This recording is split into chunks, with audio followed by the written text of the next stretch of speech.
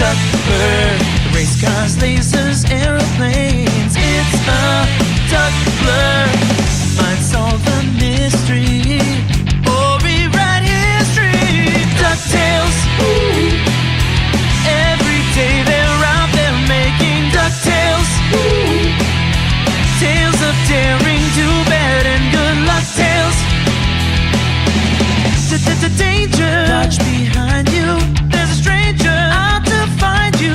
What to do? Just grab onto some DuckTales. Woo! Every day they're out there making DuckTales. Woo! Tales of daring, do bad and good luck tales. Woo! Not ponytails or cottontails, no DuckTales. Woo!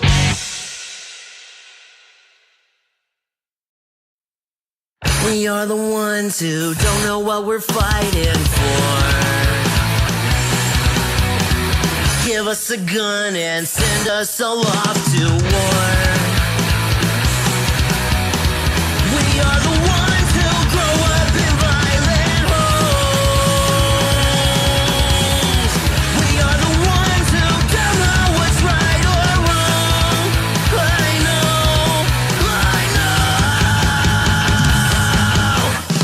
We are the ones. We are the ones. We are the ones who were born into war. We are the ones. We are the ones. We are the ones who just don't give a fuck no more. No more. We are the ones who don't know why we're losing score. Give them a badge so they could send us to the morgue.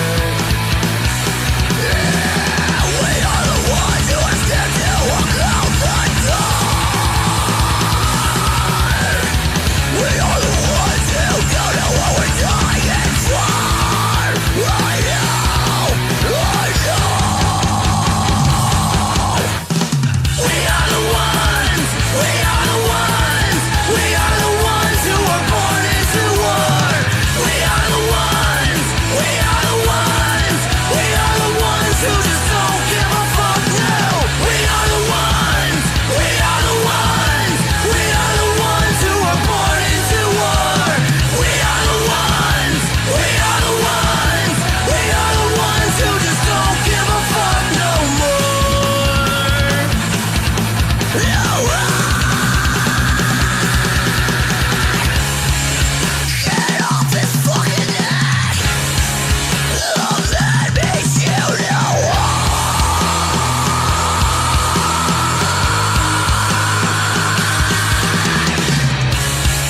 He can't fucking breathe. Oh, that makes you know.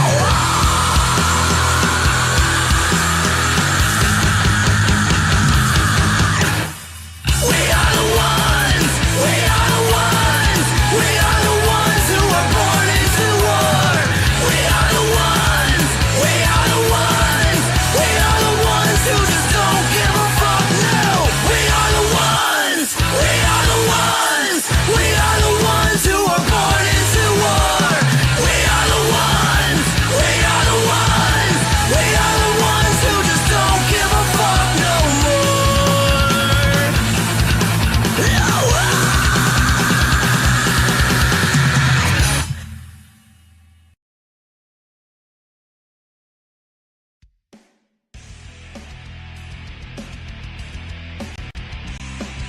Welcome, ladies and gentlemen, to the latest episode of ImNoBookie, your home for all things combat sports and the place where every armchair quarterback can feel like Ben Bronco. The views and opinions presented on the ImNoBookie channel belong solely to the person expressing them, no one else. If we say it, that means we meant it. That being said, this show does contain adult themes, adult content, and general shit that you shouldn't be letting your kids intake. Be advised, viewer discretion is recommended. Proceed at your own risk. You've been warned.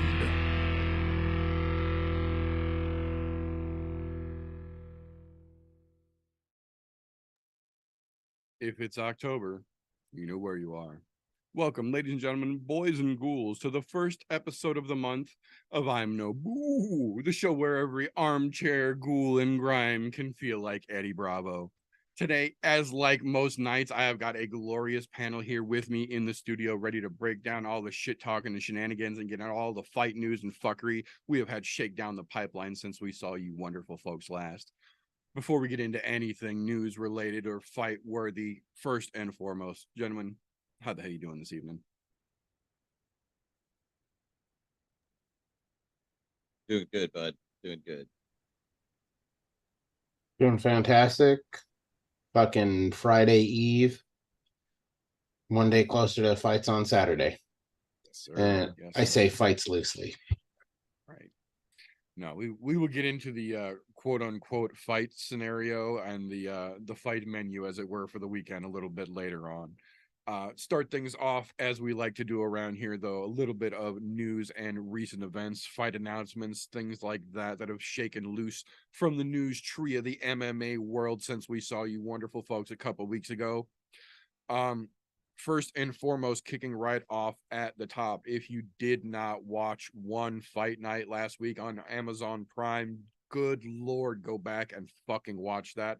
The fights were spectacular, but probably the biggest moment of the evening, in my opinion, was Angela Lee flying all the way to Singapore to talk about Fight Story and promote Fight Story for her and her sister's sake.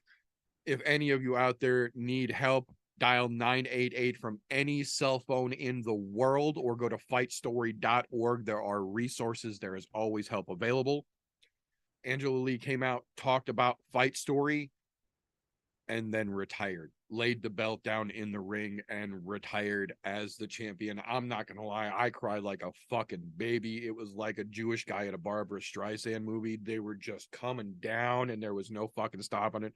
It was a glorious fucking moment. The only thing that I didn't really care for was they took Angela Lee from crying in the fucking cage, talking about her story and then laying the belt down, and they put her in the fucking broadcast booth for the ladies who were then fighting for the belt that she just laid down. A little bit of a weird vibe. That being said, Stamp Fairtex did exactly what all of us thought Stamp Fairtex was going to do and went out and stopped Hasoham, with fucking body shots of all things to crown herself with the belt that had just been vacated as the new queen and the first woman in history to hold championship belts in 3 separate martial arts in lead organizations. Never been done before. They're not even calling her Stamp Fairtex anymore. It's just Stamp. If you don't know, go do your fucking homework, because that woman is the face of mixed martial arts on this planet right now, period. That being said, absolute fucking tip of the cap to Angela Lee. Unbelievable fucking career. Sad that it came to an end the way that it has, but I completely understand. She's moving on, going forward with Fight Story, devoting time to her family and this organization, so you can't fucking be mad at that. Much success, hope to her. That being said, news a little closer to this weekend's events. Unfortunately, my man Big Swarm, Linton Vassell, is ill, very extremely so, to such an extent that they actually had to pull his fight with Ryan Bader from Bellator 300 this weekend. Linton has posted that he is not literally on death's door, but was very, very ill and will take a couple more weeks to recover fully from this. But understanding that, Bellator opted to not find a replacement fighter and just pull that fight completely from this weekend's Bellator 300 card, because they do believe that that is the fight to make. Finally, Bellator doing one right. So they are just going to postpone that fight until they find out what type of time frame Linton is looking at healing up. And they're going to have Bader versus Vassell for the belt like they actually should. I'm very glad. They still have 3 fucking title fights on that card, but we'll talk more about that card a little bit later in the program. But I did want to give Scott Coker and Bellator a little credit. Rebooking that fight is absolutely the right move to make, and I'm glad that they went with that. Tying a little bit back to last weekend, though, if you somehow have managed to make it this far into this week and have not seen that awful fucking plant that Rafael Fiziev did last weekend and actually did not injure himself in the kick, but with the planting leg. We now know for sure he has confirmed he tore his ACL and is going to have it completely fucking replaced. He is going to be out until at least summer of 2024. He is hoping to make a return back to the octagon before next fall. As someone with an injured ACL still recovering, I completely understand, and I wish him the speediest and most UFC dominant fucking recovery possible. So we now know that he did actually tear the ACL in the plant leg. He was throwing a kick so fucking hard and at such a severe angle.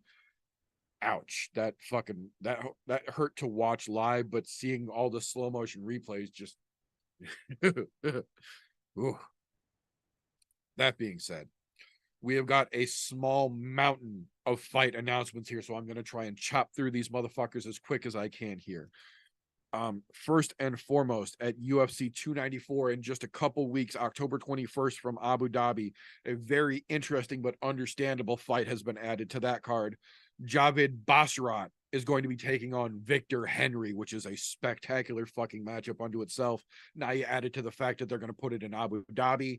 That crowd is going to fuel that fight as well. So that's going to be a good matchup, in my opinion, here.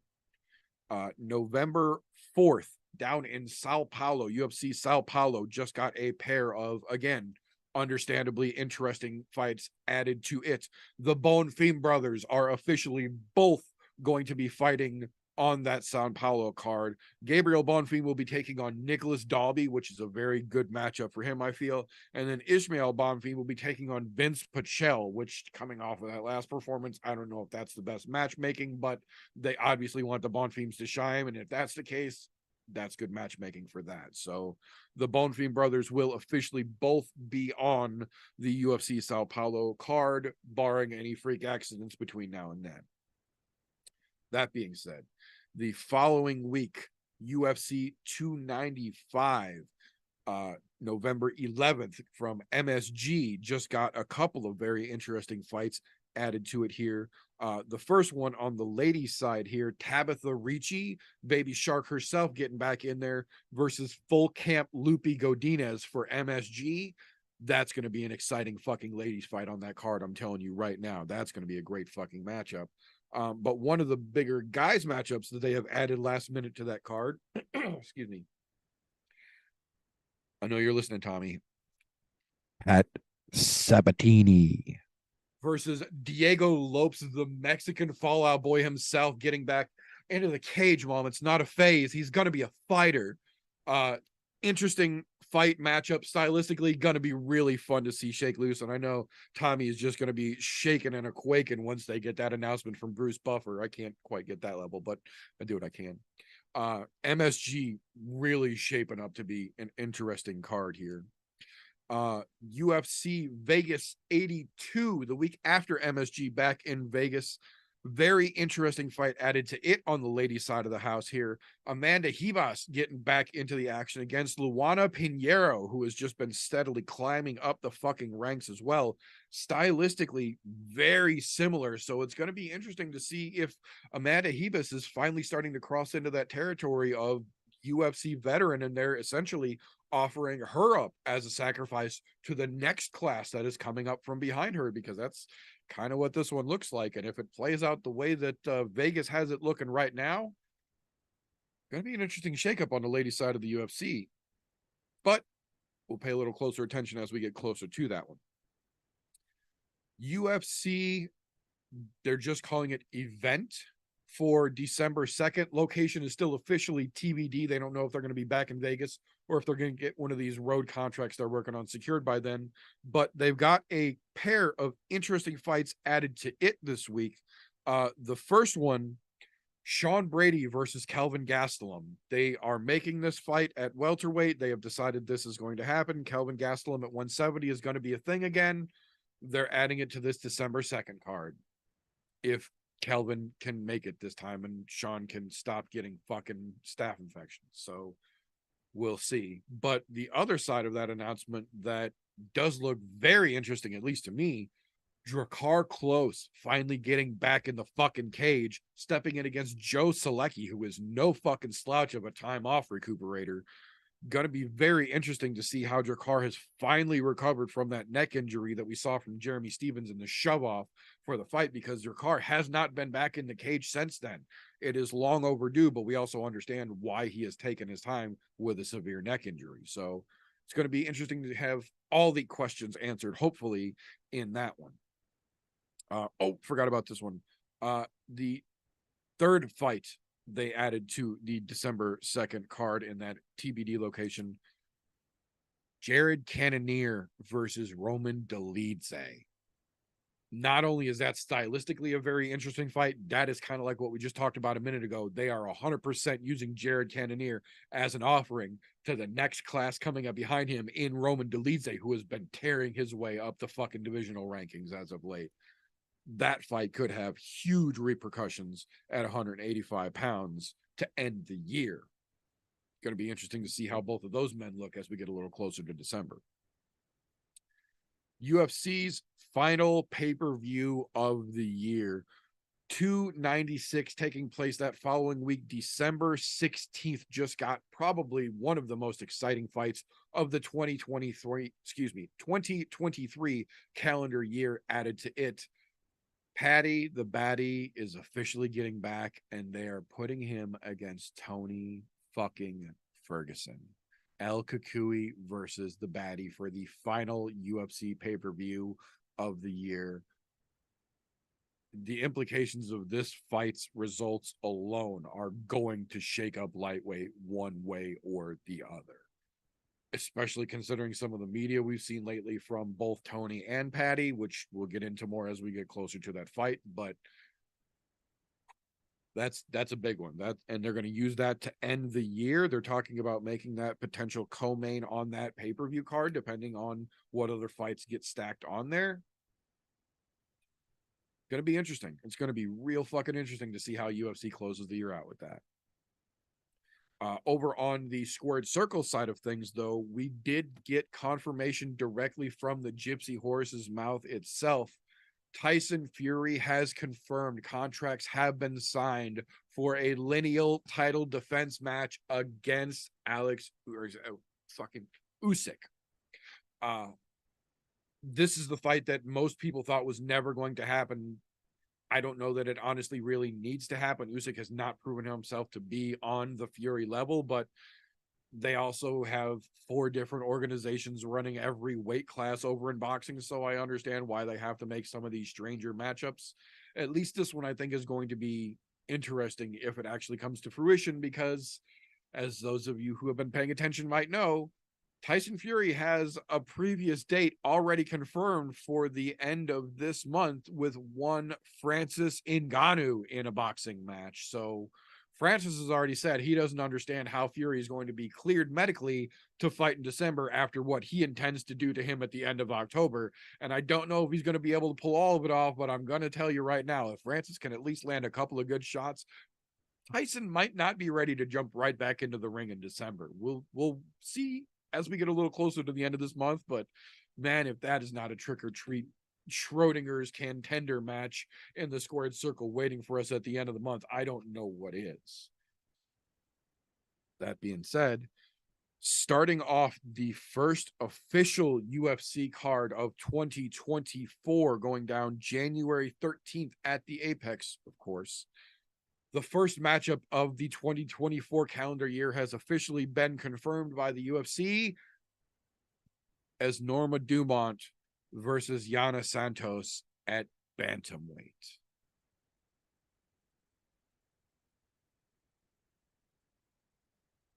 Just when you think they're starting to pay attention, UFC is going to UFC. So it is what it is. It's an interesting matchup nonetheless, and it is getting the ladies division back in action. So we'll see. That being said, the other announcement the UFC confirmed this week for the 2024 calendar year is the first pay-per-view of 2024, which will be January 20th from Toronto, interestingly enough. The first match that they have announced and confirmed for this card as of right now, Movsar Evloev versus Arnold Allen. Arnold finally getting back into action after taking a maxing in Kansas City. Beautiful to watch live, god damn it. Gonna be interesting to see what Arnold has done in his time off and if he can get past Evloev, because at this point Allen has lost a lot of the steam that he had built prior to that maxing that he got. Evloev, on the other hand, has been slowly but surely just climbing his way up the division, beating basically everyone they have put in before him. It's going to be neat to see how this one shakes out.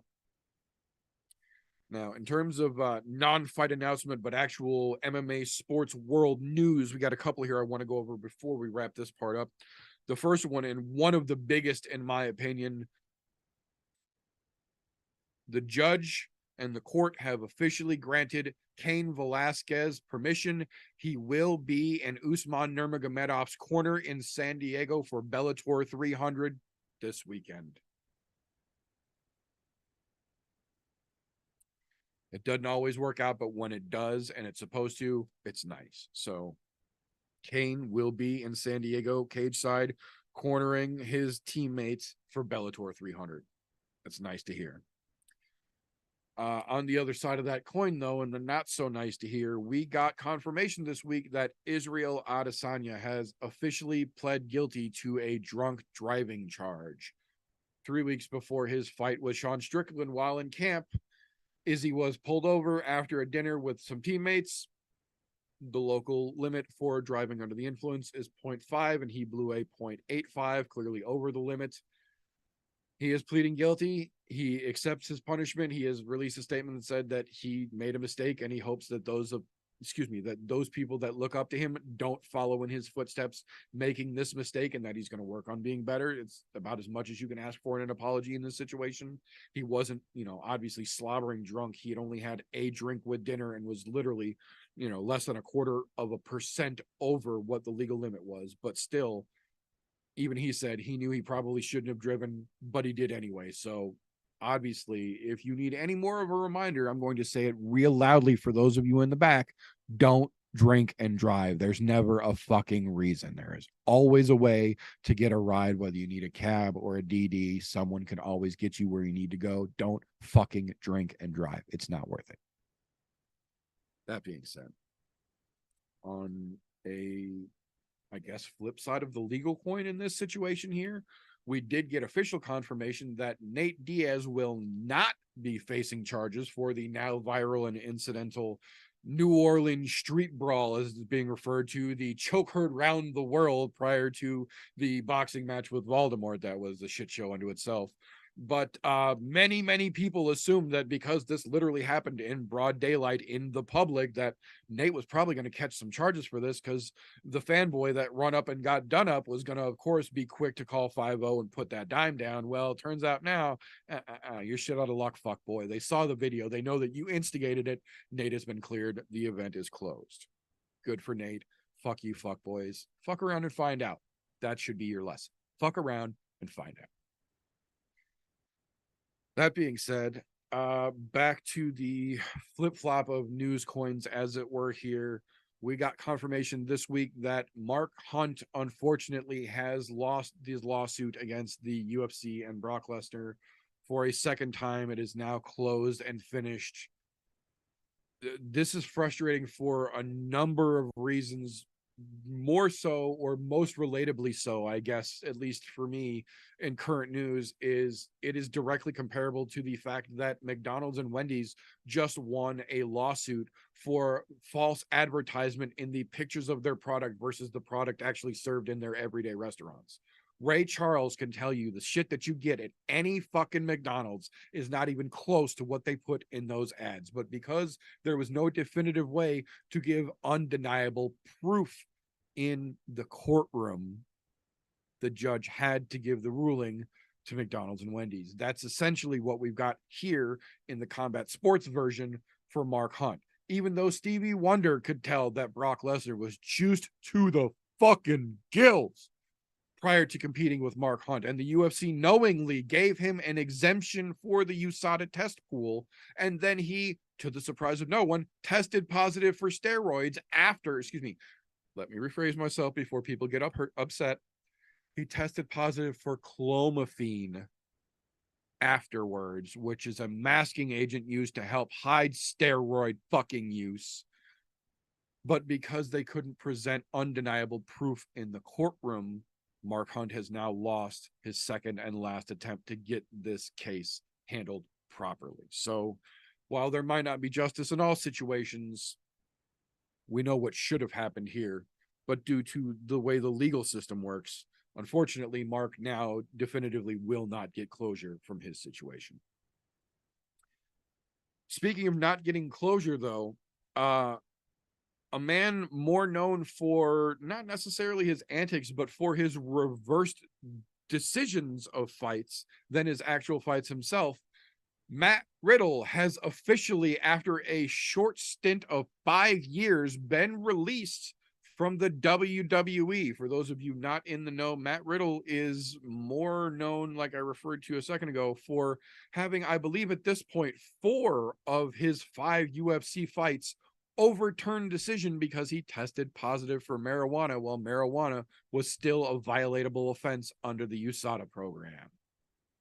We see where that is now, but still, Matt Riddle was the Nick Diaz before Nick Diaz made it cool in this sense. Relax. But on the other side of that, in kind of the fuck around and find out vein of things, again, before I even say the story, I do not ever advocate, endorse, or encourage anyone to break the law. But we now know for sure that Jake Shields has now legally been charged with domestic battery in the, I'm using air quotes for those of you listening, assault of one racist Mike Jackson that has now been made viral in the video.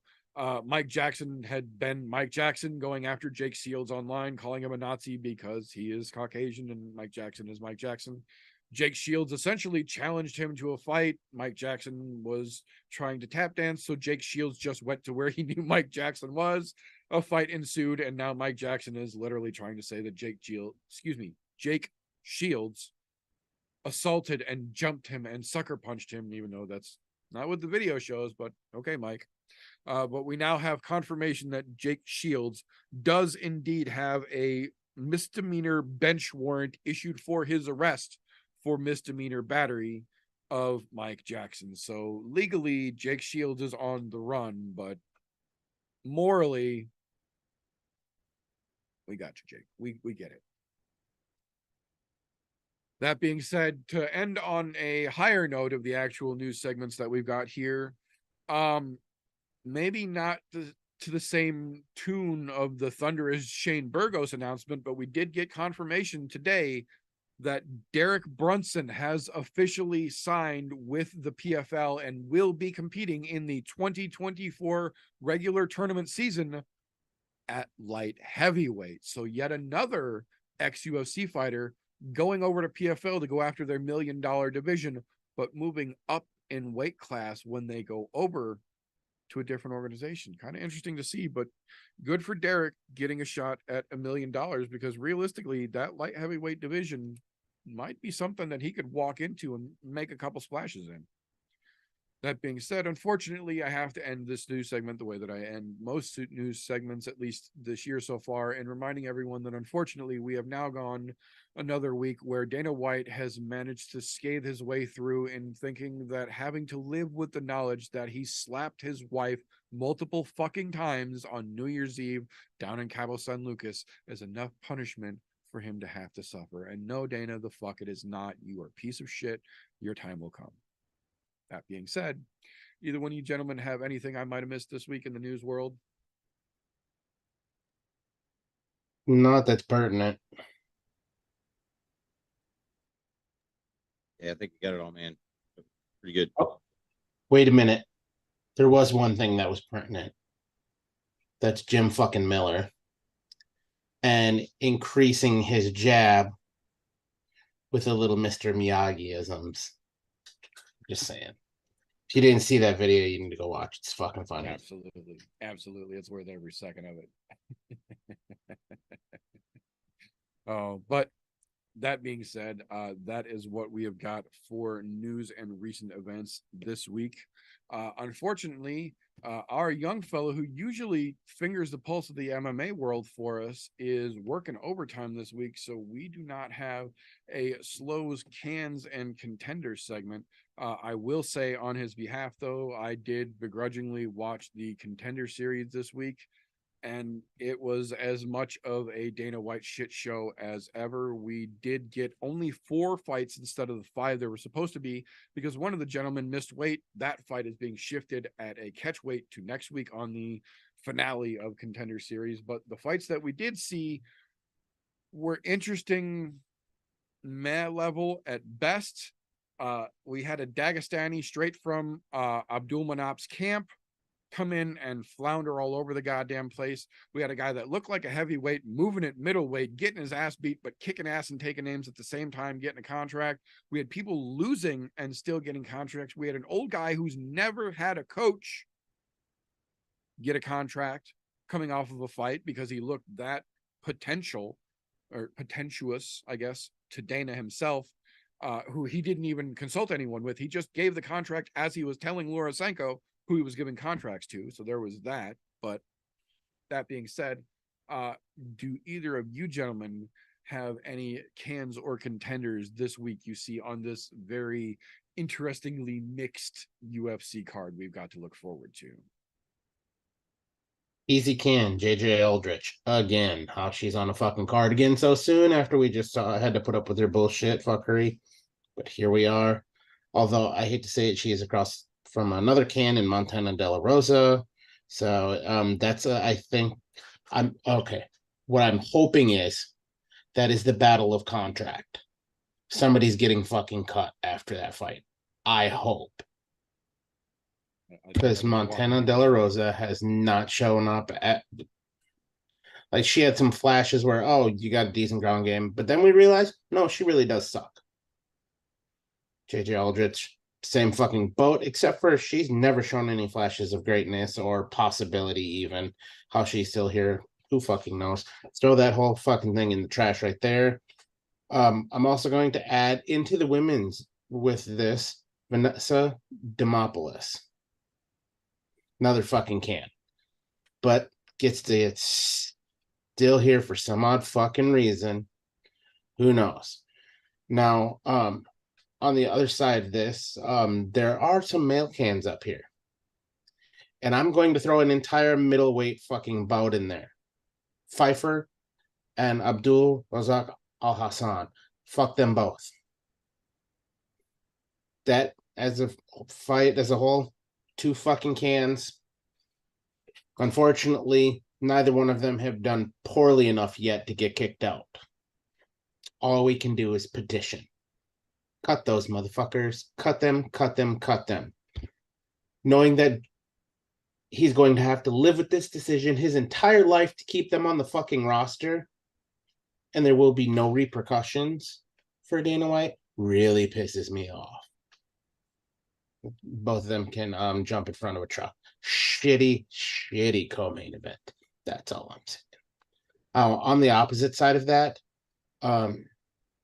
let's give a warm round of applause for Karolina Kowalkiewicz. Definitely back on the fucking horse and on the pony. And unfortunately, they decided to take away her spot in the premier prelim spot and give it to Philip Lins and Ian Kudalaba.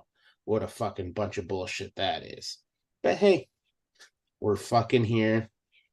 It is what it is. The other one I would like to mention on the contender side, Drew Dober. Never a boring fight. He's always gonna fucking go ham, and he either goes out swinging or he goes out swinging. He's not gonna have a boring fight. That ice cream cone shaped motherfucker.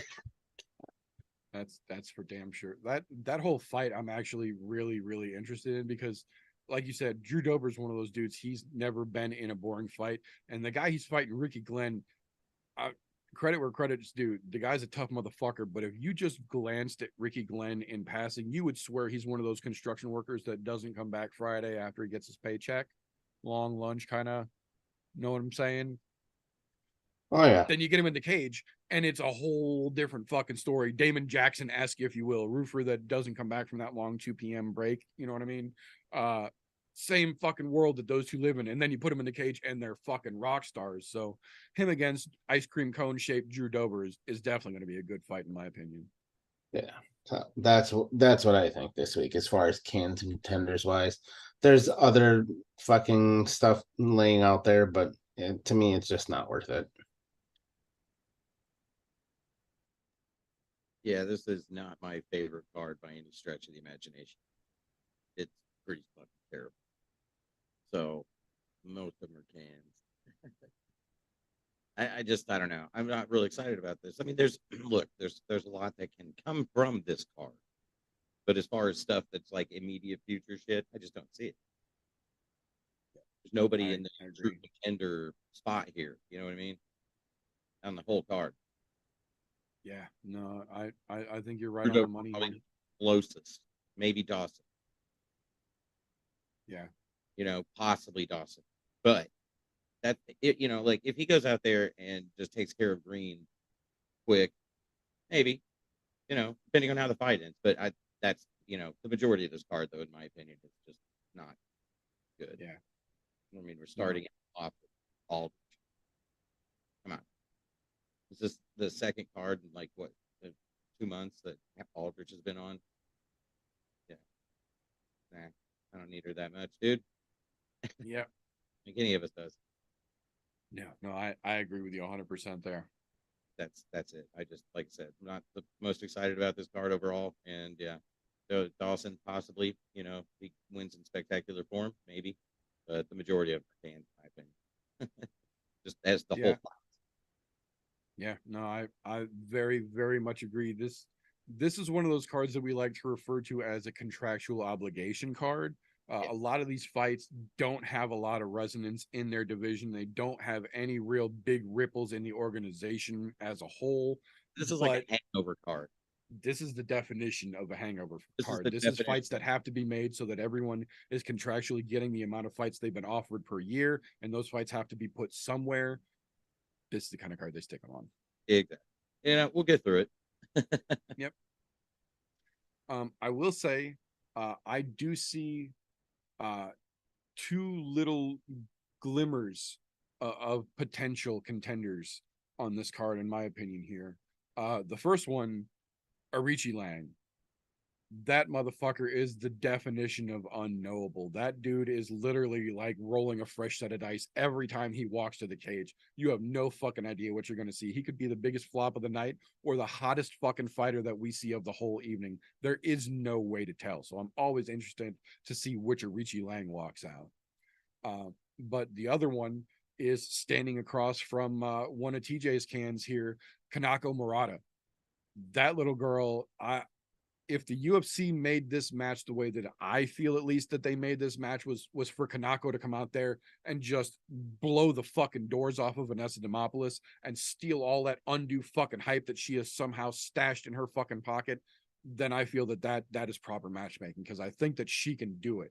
And if she does, she's going to get that fucking building rocking right out of the fucking gate. So I think those two do have potential. I'm not calling them cans. I'm saying there's potential for both of them to be cans. But on the other side of things, like you guys mentioned, the vast majority of these matchups are just contractual obligations. I do have one that I am going to throw the whole goddamn fight in the trash as full on fucking can. Doesn't even need to be on this fucking card. They could have pushed this shit off till sometime next fucking summer, as far as I'm concerned. And that is Bill Algeo versus Alexander Hernandez. Fuck Bill Algeo for the bullshit that he pulled in Kansas City. I didn't like him to begin with, but fuck you extra for that, because I'm a petty bitch and I hold grudges with 2 fucking hands. On top of that, Alexander Hernandez has not given me a single reason to put an ounce of fucking faith in him since he talked all that shit to Cowboy and got sent to the fucking Shadow Realm. I don't know why this fight is on this fucking card to begin with. I will absolutely be dabbing and paying zero fucking attention while these asshats are in the cage. Agreed. That was some pretty big fuckery that he pulled in Kansas City. To be honest, they're lucky they got him out of there alive. You saw my first instinct reaction when that happened was to grab my extra cell phone and whip it to the fucking cage and try and hit him with it. I genuinely thought about throwing a fucking cellular device at that son of a bitch when he pulled that. Fuck him. That was stupid. But I'm a petty asshole, so what are you gonna do? Yeah, I'm surprised there wasn't more petty assholes in Kansas City searching him out after to just jump him with like fucking a good couple thousand people. Yeah, Yeah, I'm sure he did not stick around long to sign autographs if he did at all. nah.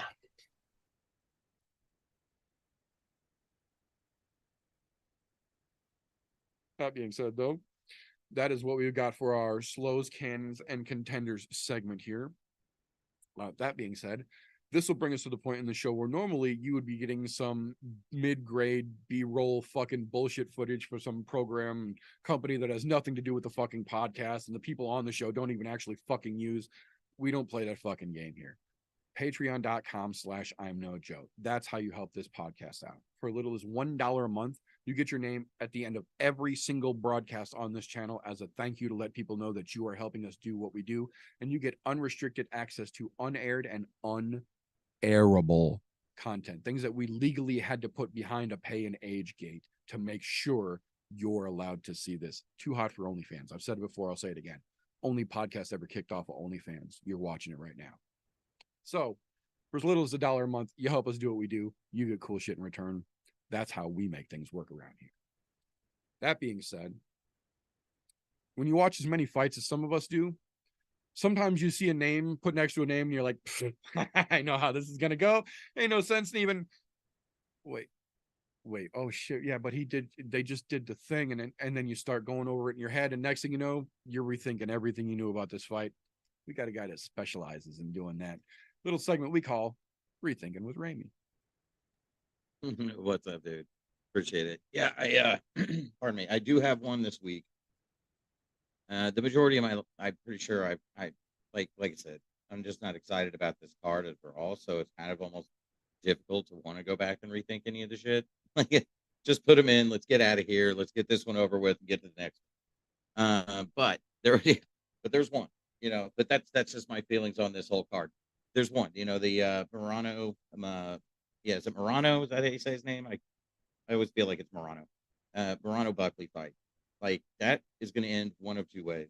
It's either going to end pretty quick with Buckley just knocking him out, or you're going to end up with Morano possibly by a unanimous decision or submission.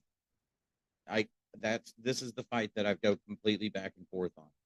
Like, I want to know what's going to happen, and I kind of have gone with Buckley up to this point. And when I came back in and checked my picks, I was like, oh, I changed that already. So I'm going, so I feel like Buckley has the opportunity, obviously.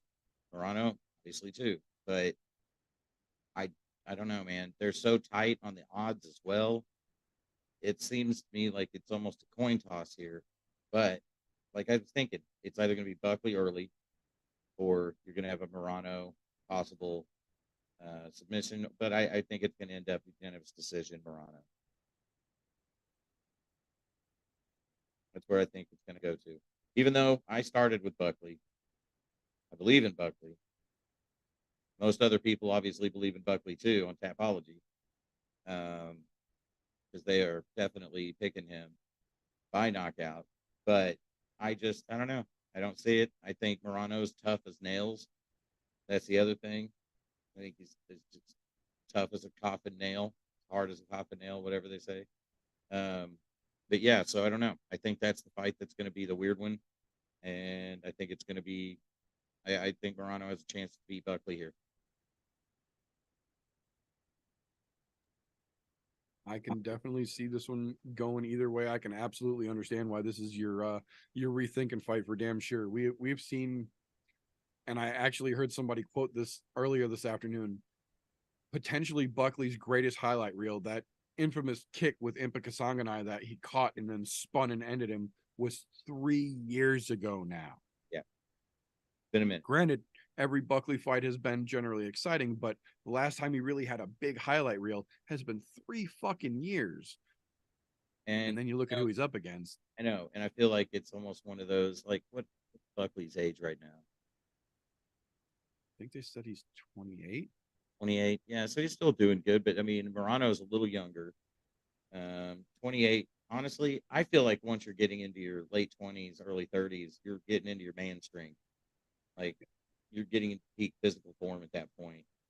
Like it's never been seen before. Honestly, it's been crazy seeing some of these guys go through a transformation of, like, even going off topic just a little bit, but saw a picture of Dustin Poirier whenever he was a little younger, when he first got into the game. He is in such better shape today than he ever thought about being back then. It changed the whole shape of his face. Like it became sleek instead of he was kind of a ball, you know. Well, if you look at that whole featherweight division back then. Oh yeah. Him, Connor, look at Skinny Aldo, Yep. all those fucking guys. They were so goddamn Shredded. sucked in. Max Holloway, when he first started, he was a fucking pencil with they're bone-shaped shredded. outlines under it, man. Shredded. I feel like the MMA lab's definitely helping them out a great deal. You know, that having that option there is definitely gone. Anyway, completely off subject here, but like but I do think the MMA lab's definitely helping these guys out get into this shit a lot better. Get a lot more fit, get into better shape. But yeah, anyway, Morano, I'm going yeah. I'm gonna go submission round 2. What I'm doing. Submission round 2. I could definitely see some potential for that as well. Thank you very much, sir. Much appreciated. I just want to say, to add on to this segment, I'm highly against our new layout because this no longer works. Gotcha. I can't put my card up. Oh god. Yeah, you just gotta find the right angle. You got it. That's funny, yeah. God damn. I was so fucking mad. That's funny. That's funny. Yeah, that's good shit. But no, yeah, man. Yeah. I'm like a motherfucker, dude. That's why you got a segment about it. Right, bro. That's right. That's right. Good shit. Good shit. Thank you very much, sir. Much appreciated. So that'll bring us to the point in the evening where we have a segment that actually requires its own disclaimer. Tapology.com does not in any way, shape, or form sponsor, support, or endorse the I'm No Joe podcast. Yet. That being said, Tapology.com does offer you the ability to go on their website, create a free account, and make fantasy-style picks about fights just like we do here. They even let you make groups on there, so we made one. It's called ImNoBookie or Group 965, however you need to search it out.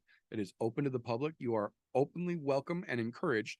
Make yourself an account, come join the group, and let us know who you are so we can hold your picks accountable like we do ours in a little segment we call Tapology with TJ. Unlike some people with Tapology, once your picks are locked, you don't get a flippy floppy. That's how that works. So we will hop right into it. We got to go back 2 fucking weeks. 2 weeks was our last fucking thing. Not gonna lie, having last on this last week off kind of fucking threw me. I thought we had one, but we didn't. So here we are. So we go all the way back to UFC Fight Night Viziv and Gamrot. Now, right off the get-go, congrats are in order. From going from tripping over your dick the week previous to the top spot, Vin Dog, the fucking booty hog, back at it again.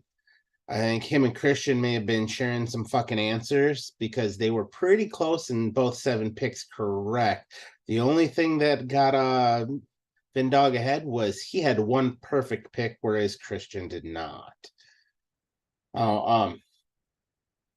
Down towards the bottom here, our local flip-flopper himself decided, you know what? I flip-flopped on everything, but I flip-flopped the wrong fucking way. So I'm just going to flip-flop my dick out, stomp on it a couple times, and then roll around with it and stomp on it some more.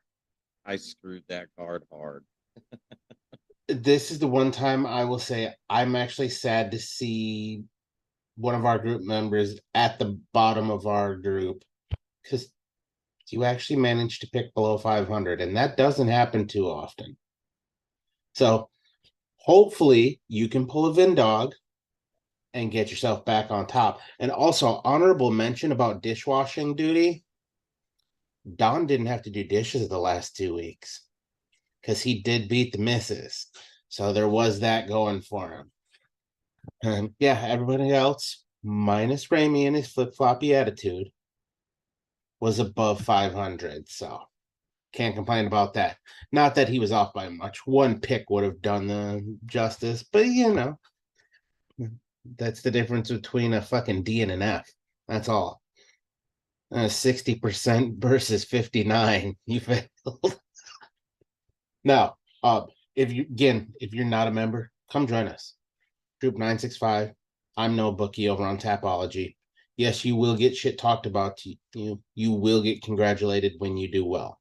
That's just how this works. It's all fun and games till somebody loses an eye. Then it's fucking hilarious. Right? Now, that's going to bring us into this week's odds. And to be honest, I am not surprised a fucking yet because we are back to lack of crazy odds. Almost from top to bottom, they're pretty much coin flips. There's only 3 fights on the entire fucking card that have semi-wide odds.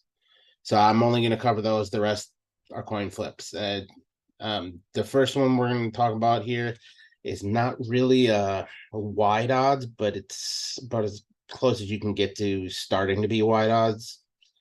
And that's Nate Manis and Matus Mendon, whatever that fucking Brazilian cocksucker is, blue-haired name is.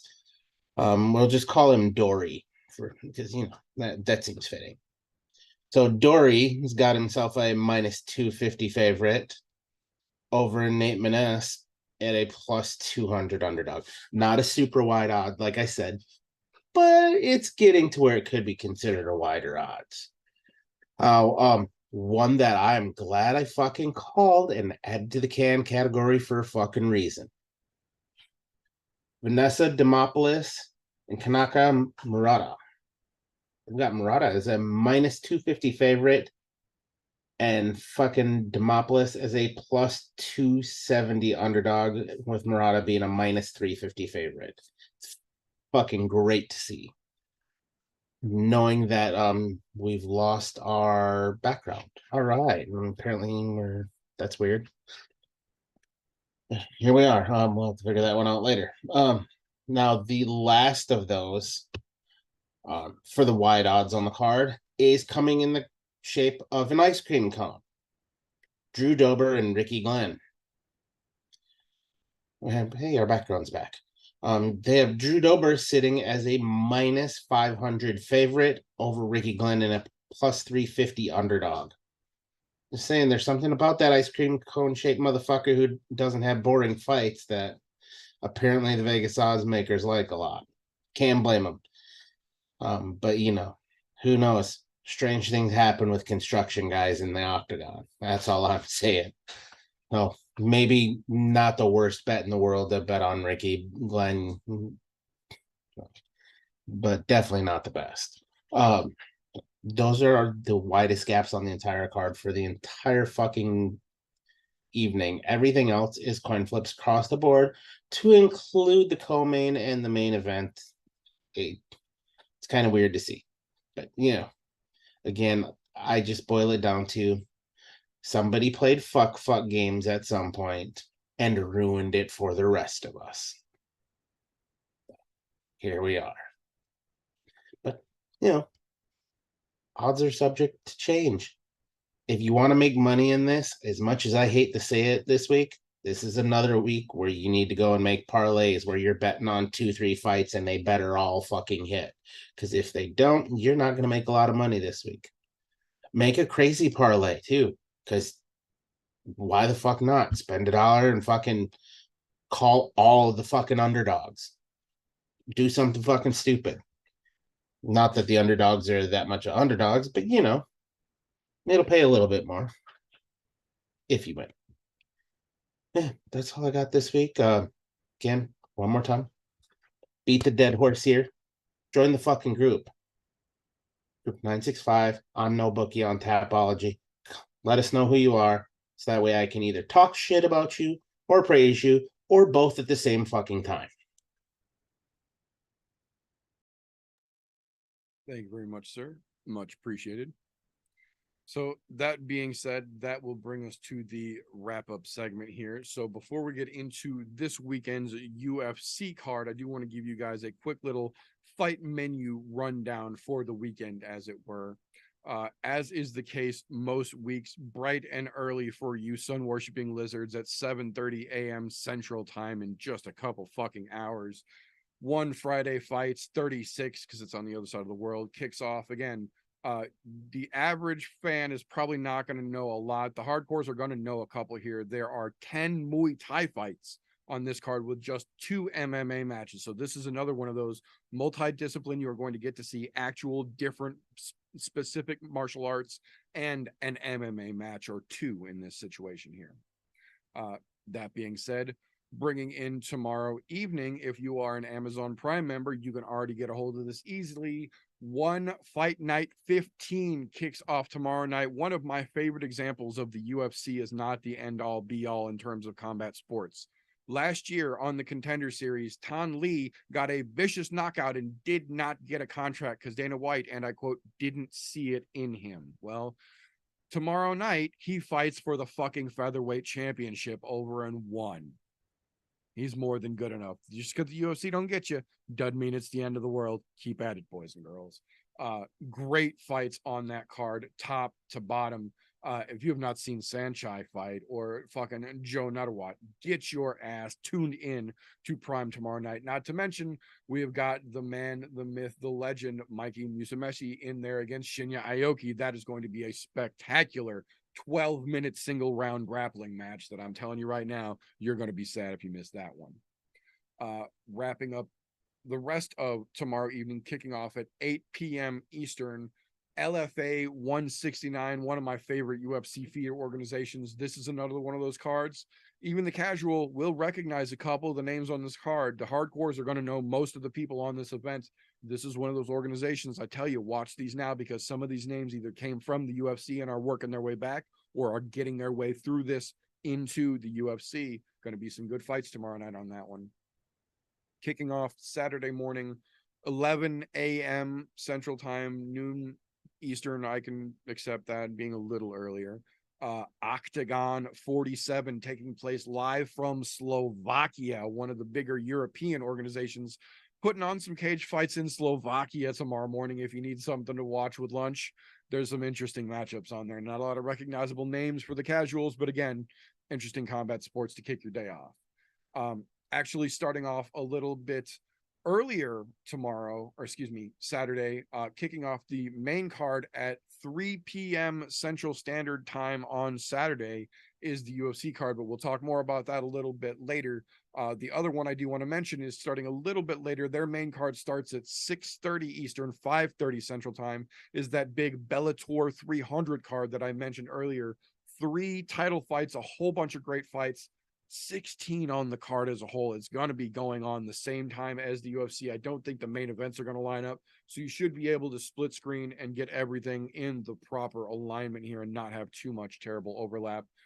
Great fights on that Bellator 300 card, but we'll bring it back to the reason for the season, as it were, the marquee for the weekend, the big one that everyone is super excited about, the return of the UFC back to the apex for Grant Dawson versus Bobby King Green. So to give the folks a little bit more of a taste of what we have in store for this particular card this weekend, gentlemen, out of all these fights, aside from the main and co-main, obviously, I'm looking for the one that you will be paying attention to aside from any of the other one, regardless of what hype has been tossed or not tossed onto it.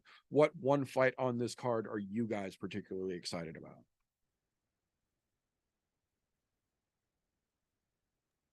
Oh, so you're asking me to vote on a giant douche or a turd sandwich? Voting ain't always easy, but it is democratic. Yeah, sometimes I feel like maybe I shouldn't live in a democratic society. Because, man, the options we've gotten lately are shit. Similar to this fucking card. Don't get me wrong. There's a couple, I will say, okay fights, but nothing that I'm stupidly excited about. But I guess if I'm gonna pick one, I want to see how Karolina Kowalkiewicz is coming back now that she's back in the win column and back on the right track. Because she had a rough go over there for a while, fighting some of the who's. She's on back-to-back fucking wins now. It's time for her to get in there, do some more goddamn work. And as far as like a fight as a whole is concerned, I'm probably, as much as I hate to say it, I'm gonna stick with my ice cream cone shaped motherfucker and Drew Dober and Ricky Glenn because That's what I'm going. that one looks like it's got highlights written all over it. I agree with you. That's the one I was going with, man. That's the fireworks show right there. Yeah. I mean, and this card's shit. So one fireworks show. Let's at least please have one. Yeah, no, I think you guys are right on. I am very curious. This is one of those days where I wish Christian was here because Christian has seen a lot more of Diana Belbita than I have. But what I have seen of her, I'm just not fucking that impressed with. I don't think this is one of those situations where Karolina is going to come in and steamroller. But with what Karolina has going on right now compared to what we have seen from Diana, I think it's going to be a good fight. I think Karolina takes it. But that is probably the one fight that I'm going to pay attention to more than anything on this card as well. I think that's kind of a unanimous decision from us here. So we will flip that coin on the other proverbial side, as it were, on a card that is the definition of fucking hangover card. Which one particular fight to you gentlemen stands out as the time to stretch my legs and take a piss kind of fight? Easy peasy. Call main event. Joe Pfeiffer and fucking Abdul Khan. Fuck them both. I'm walking the fuck out, shutting the TV off, and maybe I'll be interested enough after that's over to turn on the main event. Maybe. Yeah, I don't disagree with you there, but also where we're starting again with Miss JJ Aldrich. I don't know, man. I'm with you guys. I don't get it. I don't know. Whatever. This whole card's a turd. I could literally just fucking piss the whole time. Yeah, no, I agree. Right. And the thing that bugs me the most about that is that when they first initially signed her and her husband, I was banging that fucking Montana De La Rosa drum with two goddamn hands. Because when she first showed up, they matched her very well against her first couple opponents, and she really did fucking shine. Even after she faced her first little bit of adversity, when they put her and her husband on the same card, and her husband got the shit beat out of him, she clearly evolved after that, where we saw he didn't and then got cut because of it. But we've also seemed to kind of, I can't say we have, but it appears like we might have found the plateau of Montana De La Rosa's ability, at least at this point in time. Luckily for her, we know that JJ Aldrich is not much of a serious threat, so it is still going to be technically a fight, but even I can't get excited about that one. I think the one that I look away from the most, though, I said it before, I'll say it again. I'm a petty bitch. I hold grudges with two fucking hands. Bill Algeo versus Alexander Hernandez. Fluffy don't mean shit to me, and Bill can go fuck himself.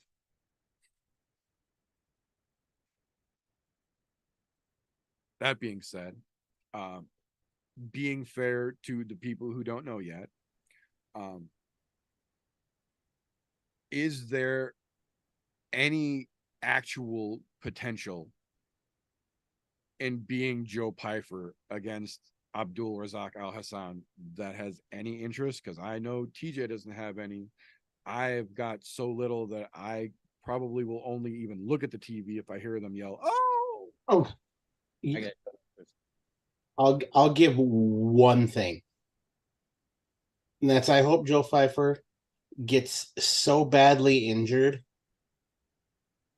that he can't speak for the rest of his fucking life. I hope Abdul Razak hits him in the throat so hard that it just completely deforms his fucking vocal cords, and even with surgery, they can't get it to come back. I want him to have to talk into a microphone and sound like he's been smoking for 70 fucking years. Okay, I do have a question real quick. What do you guys think about the Manis Mendonça? How do you say his name? do you think Madonka or whatever. Madonka, whatever. Yeah, I Yeah. think it's Madonka. Or whatever. Yeah, I have no idea how to pronounce his last name. That one might actually be interesting. That fight might actually be interesting. Manis is not bad, but this other dude, I don't even know who he is. I'd rather drink my own piss. Or Yeah, I'm not quite that far bent on it. If I had gun to my head, I got to make a decision on this. I would call this my Schrodinger's contender match of Yeah. the card, because Nate Manus, whatever however the fuck they say his name, it's different every time. He's not terrible. He's not a full-on can by any stretch of the imagination. He's just one of those guys that feels real run of the fucking mill to me. He's never really done anything impressive to spark my attention. Versus the Mendoka kid. Honestly, again, I'm petty as fuck and I'm open about it. I remember him more for the fact that he has Villalago and the pattern of the determination of his skin ripples across his face than I remember from anything he's done in any of his fights. He has bright colored hair and vitiligo that runs across his face and gives him a real discernible look. I remember more that about him than anything he's done in the cage. Yeah, I don't really know who the hell he is. I know Manis. I know Manis has done well. Obviously, Yeah. on a 3-fight win streak before 2 losses there. But and this new dude, this other dude, Mateus. I'll just say Mateus because that's a lot easier to pronounce. Right. He's on a 4-fight win streak and 1 loss. So I even though I don't know who he is, I don't know who they were pitting him up against. Actually, Although I will give you credit for bringing that up. At least you took my mind off of the fuckery that is the co-main event. Good job. So that one was interesting. That's all I'm saying. Interesting. I can see that. It's just that was probably one of the more interesting ones too on this whole card with shit card. Does he want to be a Smurf? I agree. But that said, though, the reason that everybody is waiting here, the marquee for the evening, excuse me, words are hard live sometimes. Grant Dawson versus Bobby Green. Grant Dawson is unstopped in the UFC. He has slowly but surely climbed every fucking rung they have put in front of him to get to his first now main event. Whereas we've seen Bobby Green kind of tap dance and pinball around the top 10. They've got him here at 16, but you could arguably put anything 10 or below next to his name, and it would be justifiable, I would feel. We've also seen, at least in my opinion, probably the last big hurrah, in my opinion, from Bobby Green. I think he's still going to have some fun fights, but I don't think he has enough in the tank to make that one last big real run. I think it's going to be an interesting fight, but I'm curious to see how you gentlemen think this one's going to play out. Bobby Green's almost 40 years old. Sorry, I just now realized he's like that old. I had no idea. I knew he'd been in the game for a long time. He's younger than I am. Well, he's younger than I am too. He's 37. Yeah. He's younger than I am by a decade. But I'm sorry. I just realized that he was that old. So yeah, I don't know. Yeah, I think you're right. I think this is his last big hoorah. If he wins this, it's going to be big for him. It's definitely going to push him up into right at the top 10, right at that marking somewhere in there. So it could be great for him, but I don't know. I really see Dawson just running away with it. I think if it stays on the feet, it'll be an interesting fight. Yeah. Because that is one thing Bobby Green is good at, is making fucking striking matches interesting. He doesn't always win them striking, because we've seen him get knocked out a couple times, a la Islam Makhachev, fucking Drew Dober back to back. What's funny is most people, you see that diminishing returns with the fucking chin. His chin seems to fucking somehow came back a little bit, because he took some damage in his last couple fights and still managed to pull out some fucking victories, even submitting Tony Ferguson. So, I mean, to know that he can actually pull off a submission is fucking wild, for one. But then two, because you see him do so much stand-up work and he's an awkward stand-up fighter. because he holds his hands low. Everything comes from real low. And Grant Dawson hasn't fought anybody who's throwing those weird fucking punches that are basically down at their hips and coming up. Because that's the kind of fighter Bobby Green is. Granted, that'll last through about the first round, round and a half. Then he'll start to get tired and then he'll start to get touched. But in that first round, Grant Dawson's going to have to watch his fucking shit. After that, I think we see Dawson actually end up putting Bobby Green on the ground and submitting him. Surprised the odds are so close between those two. It's Yeah, in my opinion, because the odds are so close on this one, because of it being Bobby Green. If he could have been fighting anybody else in the top 15, and Grant Dawson would have had a lot wider odds than the minus fucking 445 that they've got him at right now, and Bobby Green sitting at a plus 310. It would have been a lot wider had it been anybody else in the top 15, in my opinion. I agree completely. I don't know. I think you pretty much nail it right on the head. I think Bobby Green has such a weird fucking style, the way that he has literally acclimated himself to keeping his hands almost in his fucking pockets while he fights, and he has good enough fucking head movement, and he's got good enough foot movement. He's real hard to hit, and if you watch a lot of his fights, when he gets clipped, you got to clip him real goddamn flush, because even shots that look like they busted him up will just barely have grazed the very tip of his nose or slid right off the knucks of his fucking chin. Nothing lands real clean on Bobby. He's real good at that style. And Grant has not faced anybody even close to that type of fighter. But I think you're on the right track here. I think Bobby's great in round one. But once you start putting that fight a little bit longer into the range and you start making him work a little more, his gas tank has never really been his best attribute, whereas Grant is the whole other side. He's not typically a fast starter. He'll take round one, like a lot of guys we know, to kind of feel it out and see what the fuck you're going to try and do. And then round two, he starts to implement his game plan and he puts his foot on the fucking gas, because he can go a hard 15 or 25 in this case if he fucking needs to. And for as great as Bobby's stand-up is, even though he got that fucking submission on Tony, which I don't know anybody that can explain how or why that one worked, but it did. Bobby is not known for his ground game for a reason, whereas Grant kind of is. He's a lankier dude. He's bigger for the division. He's got those longer arms and legs. And that gas tank doesn't fucking hurt. So I think you're on the right track here. I don't know if he's going to get the sub, but I think the fight does end on the ground. I think Grant's going to wear him out. I think he's going to let Bobby do his razzle dazzle, put his flash on, and then I think he's just going to start to fucking really grind him out, get him on the ground. I think it might be ground and pound, but I definitely agree there is 100% a chance for a submission finish in this. I don't think we see the judges. I think we go a little later, though. I think we see maybe into the fourth round here, because I think Grant's going to make him suffer a little bit. Well, also, I don't know. I mean, like we were saying, Green also has a chance, and there's a possibility this goes to decision. And I would love to see a war between these two. That would be amazing. Yeah.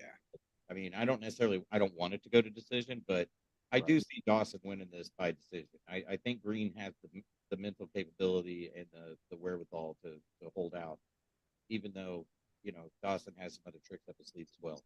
Right. But Grant, Bobby Green's been in the game a long time. He's seen all the tricks. So I don't know. It's an interesting matchup. It honestly is, because their reach is almost dead on. Their age difference there, but their reach, their freaking heights are dead on. Like, you're not talking anything that's gonna, give anyone a little bit of an edge at all. This is going to come down to his styles.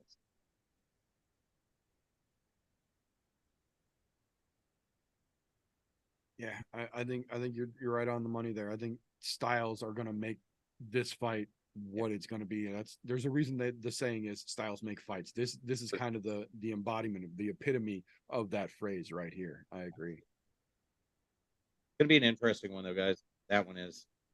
Honestly, talking about this is making me a little more excited for the whole damn thing.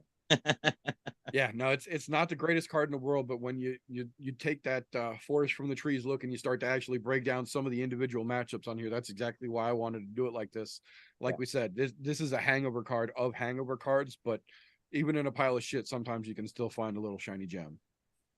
There's a few. There are a few in this one. I mean, there's That's a couple little diamonds sitting on top of the turd. Yep, that's right. But that being said, that is what we've got for this particular episode. So first and foremost, if you are still tuned in, thank you. Whether you are watching this Thursday night live on ImNoJoe on youtube.com/ImNoJoe here on our channel, whether you're catching this the week later or whenever in the all audio version, anchor.fm/ImNoJoe through your podcast consumption platform of choice. Either way, we appreciate you. Thank you for your time. If you like what we get up to around here, please give us a thumbs up. We appreciate it. If you like it that much, make sure you're subscribed and your notifications are turned on so you don't miss an episode. We do this pretty much every week. There is a fight to talk about on the weekend. We generally run along the UFC schedules because that's when most of the combat sports run, but we're here more weeks than we aren't. On the opposite side of that coin, if you don't like what we get up to around here, first and foremost, what the fuck are you still doing this deep into a podcast you didn't enjoy? Give us a thumbs down and then go fuck yourself. We won't even dispute it.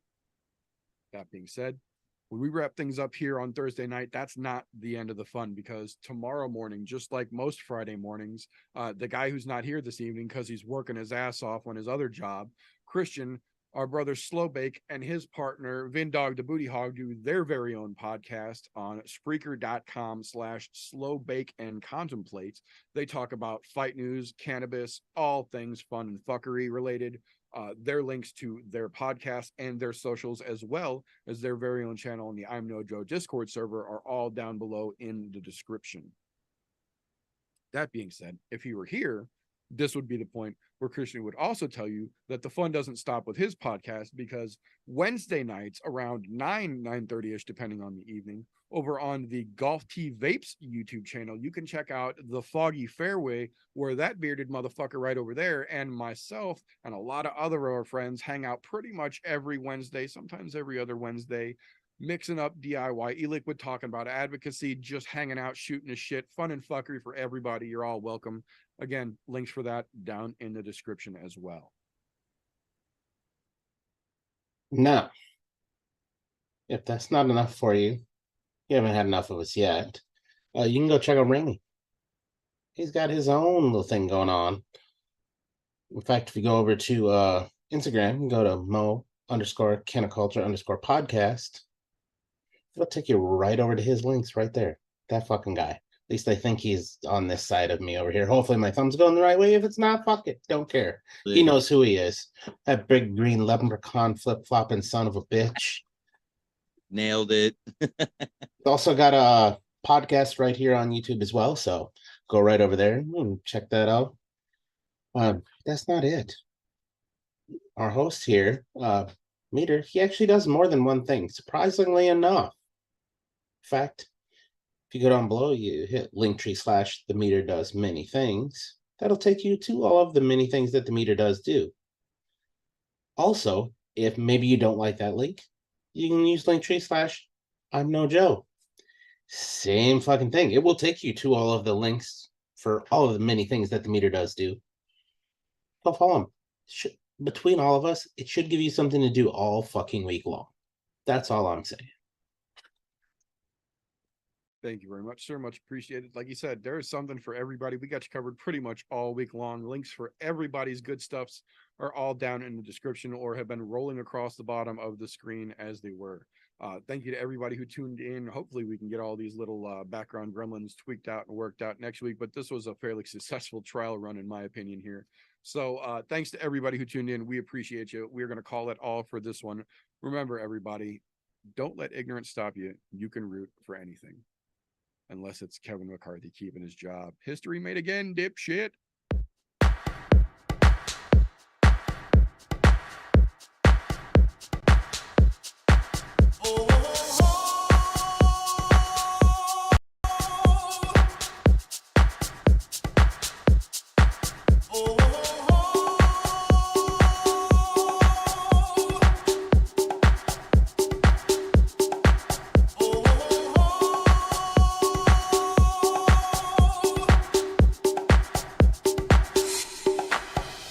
it was kung fu fighting.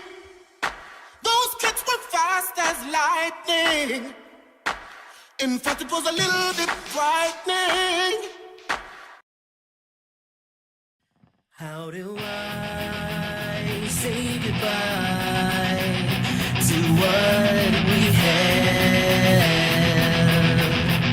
The good times